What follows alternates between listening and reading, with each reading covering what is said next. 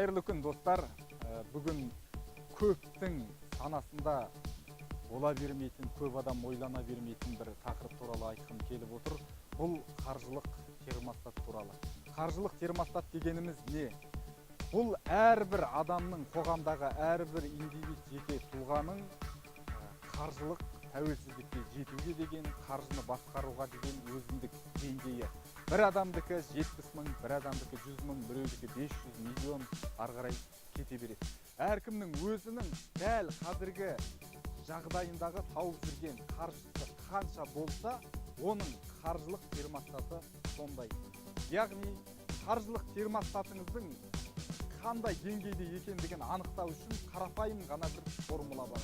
Ол өзіңіздің күнделікті айналаңызда жүрген достарыңыздың, күнделікті тамақтанып жүрген, солармен ой бөлісіп, солармен ойнап күліп жүрген ойыңызды ғана емес, айналаңыздағы болашаққа деген жетістіктеріңізді айтып, пландарыңызды бөлісіп жүрген 10 адамның айлық табысын жазып шығасыз.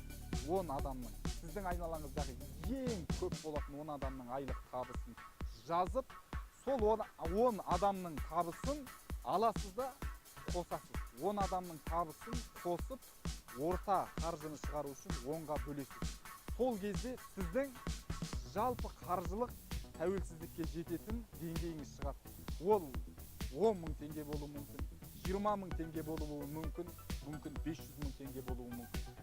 Қанша ақша шықса, сіз осы деңгейден ешқашан көтеріле алмайсыз.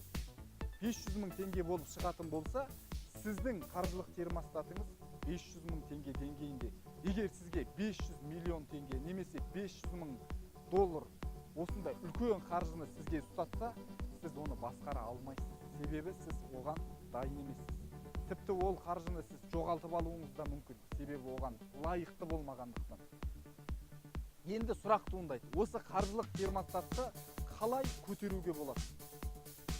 Ең бірінші жолы ортаны ауыстыру. Яғни сен миллионер болғың келсе, миллион тапқың келсе, сен миллионерлермен араласуың керек. Яғни ортаны ауыстыру. Миллиондармен ойлайсың, сол миллионды тауып жүрген адамдардың арасына барып өмір сүру. Басында мүмкін оларға қызмет істейсің, мүмкін соларменен қызметтес боласың. Бұл әркімнің өзінің жеке мәселесі. Уақыт өте келе сіз сол ортада қайнап, қаласаңыз да, қаламасаңыз да миллиондық ақшаны табатын білім және де миллион теңгені уақыт өте келе таба бастайсыз.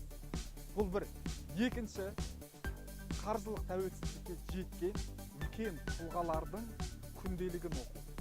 Яғни өлейін деп өлім аузына келген тұлға не істейді? Күнделігінде барлық шындығын, ол тәуелсіздікке қалай жетті, қаржысын қалай тапты, барлық жолдарын ол артына мұра ретінде қалдырып кеткісі келеді. Сондықтан басқадай бір история, тарих оқығаннан көрі нақты күнделік оқыған сіздің қаржылық термостатыңызды көтереді. Үшінші жолы аффирмациялар. Аффирмация дегеніміз не? Яғни ерік-жігеріңізді жетілдіретін аффирмация дегеніміз не?